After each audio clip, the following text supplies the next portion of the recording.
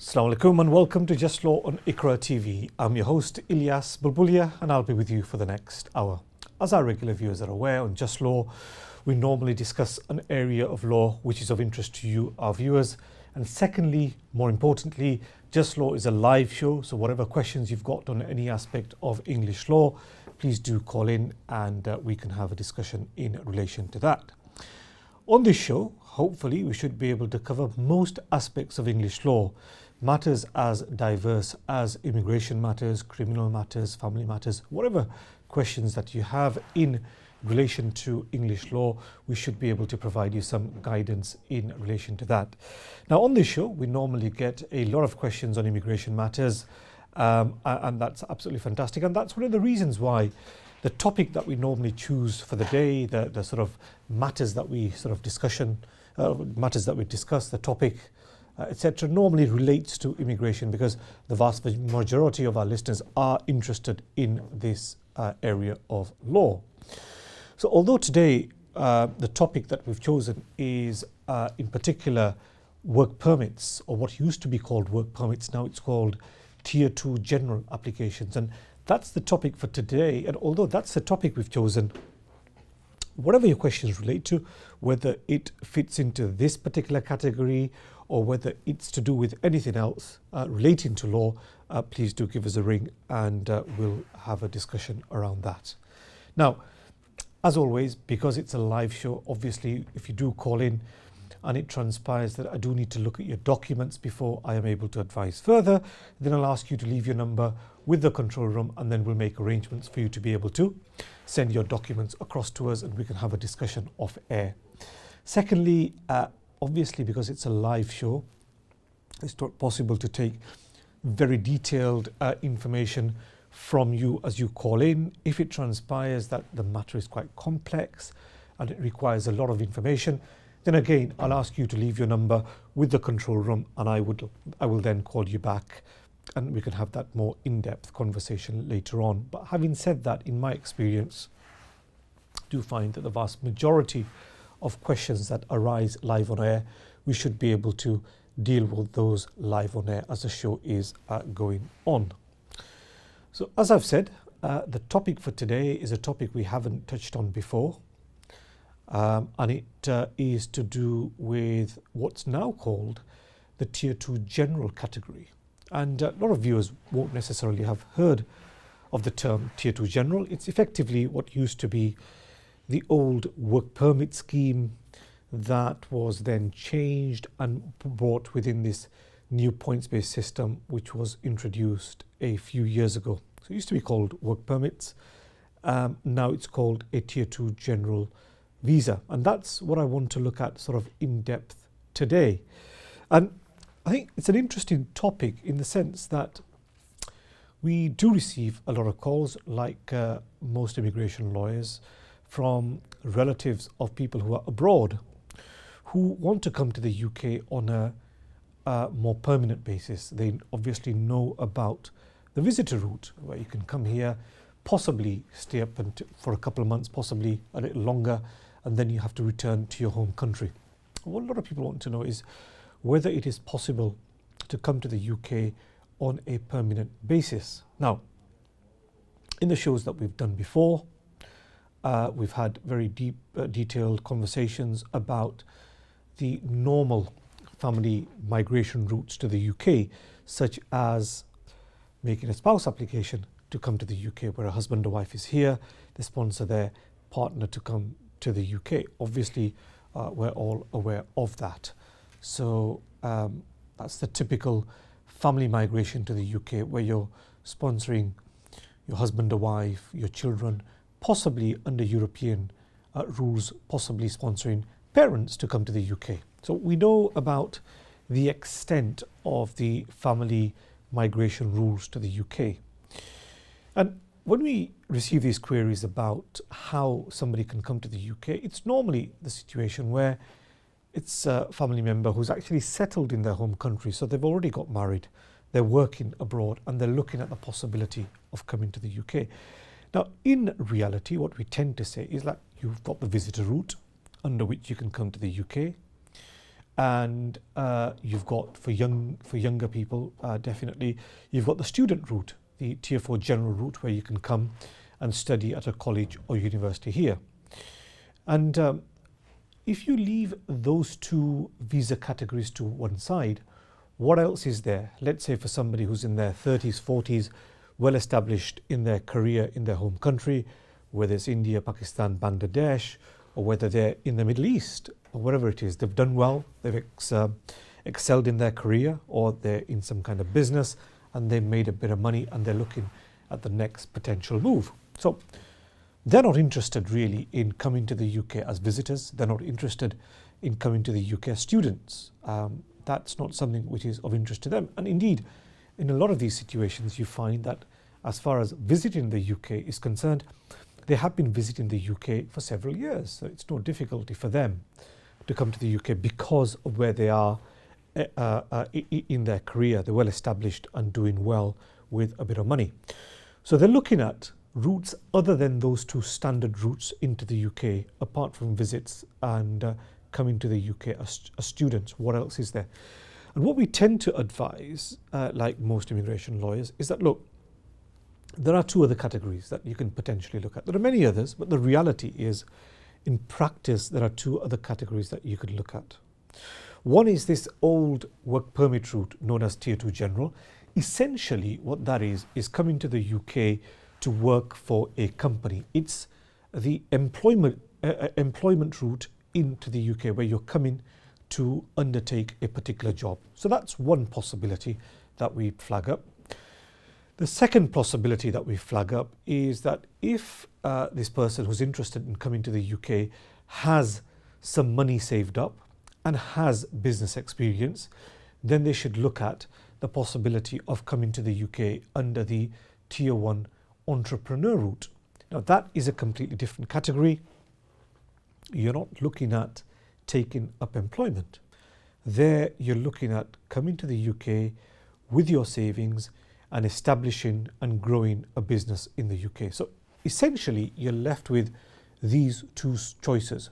One is coming to work in the UK, and the other is, if you've got enough savings, coming to establish a business in the UK. And essentially they're the only two categories left for people who want to come to the UK. If you leave the migration routes, family migration routes to one side, and as far as the visit visas and student visas are concerned, that if you discount that.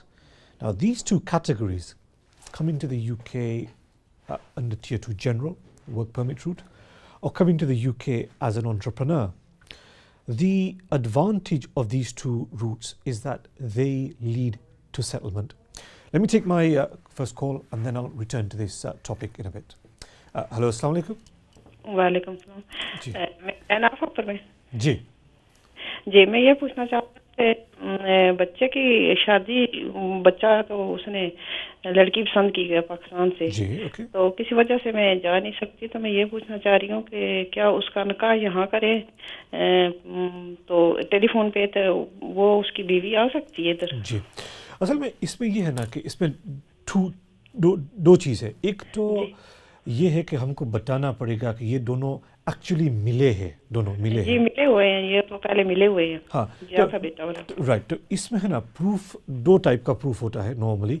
एक तो ये है कि passport से पता चल जाता है कि वो पाकिस्तान गया था या तो लड़की यहाँ आई थी जी। और सेकंड प्रूफ नॉर्मली ये भी मांगते हैं कि कोई फोटोज है या नहीं उसको दोनों के टुगेदर, तो फोटो होने चाहिए टुगेदर। असल में प्रॉब्लम ये है कि अगर फोटो नहीं है तो वो रिफ्यूज़ कर सकते हैं।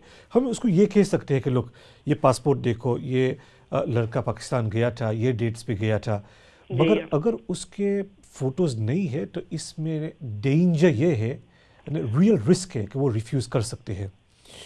So, मतलब निकाह तो हो सकता है, मतलब निकाह में कोई प्रॉब्लम नहीं है, अगर आप निकाह कर ले इसमें फिर आ जाएगी उसकी बीवी, मतलब हम कुछ नहीं, मगर ये प्रॉब्लम है ना कि अगर उसमें फोटोज नहीं है ना जी, ये प्रॉब्लम है ना। जो निकाह की बात जो है ना वो तो हम अगर वो उसको शादी पर ना बुलाए, इस्लामिक शादी कर ले, रजिस्टर ना करे, तो उसको फियोंसे पर भी बुला सकते हैं, फियोंसे पे कि यहाँ आकर उसकी शादी रजिस्टर करेंगे। सो अगर वो शादी पे आए या फियोंसे पे आए, उसका कोई प्रॉब्लम नहीं है। असल में प्रॉब्लम ये है कि हमको ये बताना पड़ता है कि ये दोनों मिले हैं, they have both met। नहीं, वो तो मिले हुए हैं, गया था पिछले साल 2016 में गया था। नहीं, ये तो मिले हुए हैं, पसंद करके हुआ अपनी मेरी रिश्तेदार है, भतीजी है मेरी जी। वो मिला, फोटो नहीं है, बस फोटो दोनों ये बात है ना, बात ये नहीं है कि मिले हैं यानी आप प्रूव कर सकते हैं यानी कि दोनों मिले हैं। तो ये सिर्फ मैं कह रहा हूँ आप अप्लाई कर सकते हैं, और अगर आप वो फ़ोन से निकाह कर ले तो वो भी ठीक है। उसको वो निकाह को वो लीगल मैरिज तो वो काउंट नहीं करेंगे, मगर उसको फियोंसे पे बुला सकते हैं कि यहाँ आकर वो मैरिज रजिस्टर करेगी, वो प्रॉब्लम नहीं है। असल में प्रॉब्लम आएगा आपका ये कह सकते हैं कि हम सेटिस्फाइड नहीं है कि ये दोनों मिले हैं, ये प्रॉब्लम आ सकता है। इसमें ये कर सकते हैं आप, ये पासपोर्ट की कॉपी बता सकते हैं। जो लोग आप सब गए थे पाकिस्तान, आप सबके स्टेटमेंट बना सकते हैं कि नहीं ये आया वो सब मिले थे, ऐसा कर सकते हैं। मगर थोड़ा सा रिस्क है अंदर में, अगर फ़ोटोज़ नहीं है तो वो रिफ्यूज़ कर सकते हैं, इतना रिस्क है। जो आपने जो बात की ना कि फ़ोन पे शादी कर लेंगे, वो ठीक है, फ़ोन पे शादी कर लो, मगर उसको फिर फियोंसे पर अप्लाई कर लो, वो प्रॉब्लम नहीं है। प्रूव करना कि आप मिले हैं उसका इशू है यहाँ। चलो ठीक है जी, ठीक है ना जी, जज़ाकल्लाह, थैंक यू है आपने फ़ोन किया, thank you very much. So just returning to the topic, what we were looking at is how somebody can come to the UK if you discount the fact that they don't want to come as visitors, they don't want to come as students. How do you come to the UK? So there's this tier 2 general visa route, which is a possibility, and there's the entrepreneur route. Now, tier 2 general work permit scheme, it's not the easiest scheme to use, to be quite honest. The reason for that, in my experience, is that it's not as simple as saying, look, I've got a job offer and I want to come to the UK. Let's say I've got a job offer working as a manager in a bed factory, and I'm going to be paid £20,000 a year, £25,000 a year. Right, I've got a job offer. Can I have a visa to come to the UK? Problem is, it's not as simple as that, because before you can use this tier 2 general scheme to come to the UK, there are many other steps that you need to go through first. And in my experience, what tends to happen is when you explain to, whether it's the client directly or the relatives who are inquiring on behalf of family members, what these steps are, they are normally then of the mind that it just seems too complicated. We'll look at that in greater detail after we've taken the next call. Hello, assalamu alaikum. Welcome, Sam. I've just got a quick question. If you're on a spouse visa, okay. How much holidays can you take in 5 years? Like the spouse visa is for 5 years. In total, how much holidays can you take? Okay. In reality, under the immigration rules, there's nothing which says what the limit is on the holidays. There's nothing that says that, right? So that's a starting point. So, but there is something in there which says that we have to prove when we apply for the extension or when we apply for indefinite leave, we have to prove that the marriage is subsisting, that they are together. That's the first thing we've got to prove. The second thing is they want the parties to have lived in the UK. So they're the two requirements that they want you to fulfill. But at the same time, under the spouse visa, there are no limits in relation to the time that you can be away from the UK. Now, in my experience, the advice that I give to clients is if you're away for about 2 months a year, I can't see any difficulties with that whatsoever.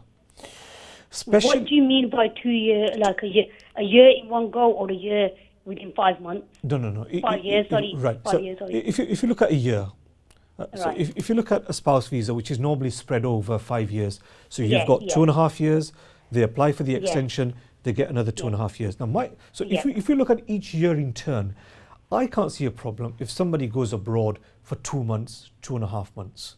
Especially if they go together, I can't see any problem at all.